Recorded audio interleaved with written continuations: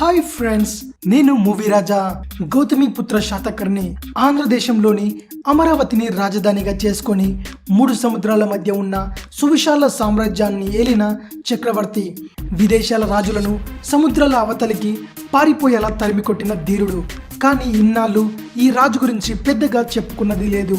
ఏదో పోటీ పరీక్షల్లో 1 మార్కు బిట్టుగా మాత్రమే మిగిలిపోయాడు. కానీ ఇప్పుడు అమరావతి పునర్నిర్మాణం వల్లనో, గౌతమిపుత్ర శాతకర్ణిగా బాలకృష్ణతో దర్శకుడు క్రిష్ సినిమా ప్రారంభించిన నేపథ్యం వల్లనో గౌతమిపుత్ర శాతకర్ణి అంటే క్రేజ్ వచ్చింది.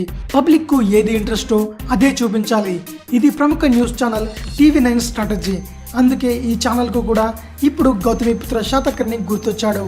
అనుకున్నదే తడవుగా కాస్త పరిశోధన చేసి దాదాపు 1.5 గంటల స్టోరీ తయారు చేసి ప్రేక్షకులకు గౌతమిపుత్ర శాతకర్ణి సినిమాను ముందే చూపించింది. ప్రోగ్రామ్ టైటిల్ కూడా గౌతమిపుత్ర శాతకర్ణి అని ఉంచడంతో ఈ ప్రోగ్రాం పైన ప్రేక్షకుల అటెన్షన్ కూడా పెరిగింది. ఈ స్టోరీ కోసం గౌతమిపుత్ర శాతకర్ణి చరిత్రకు సంబంధించిన ఆనవాళ్లు పరిశోధించే చరిత్రకారులు ఆర్కియాలజీ డిపార్ట్మెంట్ వారిని సంప్రదించి మొత్తానికి కథనం బాగానే తయారు చేశారు.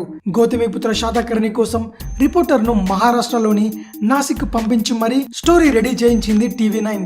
అక్కడి పాండవలీన గుహల్లో గౌతమిపుత్ర శాతకర్ణి ఆనవాళ్లు ఉన్నాయని సదరు రిపోర్టర్ తెలిపారు. గౌతమిపుత్ర శాతకర్ణి తవ్వించిన గుహలు, ఆయన తల్లి గౌతమి బలసిరి తన కొడుకు గురించి రాసి వేయించిన శాసనం, గుహలోపల అమరావతి స్తూపాన్ని పోలిన భారీ స్తూపం, గౌతమిపుత్ర శాతకర్ణి ఆకారాన్ని పోలిన విగ్రహాలు చూపించారు. మొత్తానికి ప్రేక్షకులను తమ వైపు తిప్పుకోవడంలో తానే నెంబర్ 1 అని TV9 మరోసారి రుజువు చేసింది. గౌతమిపుత్ర శాతకర్ణి గురించి మీరు తెలుసుకోవాలంటే మీరు ఒకసారి చూసేయండి.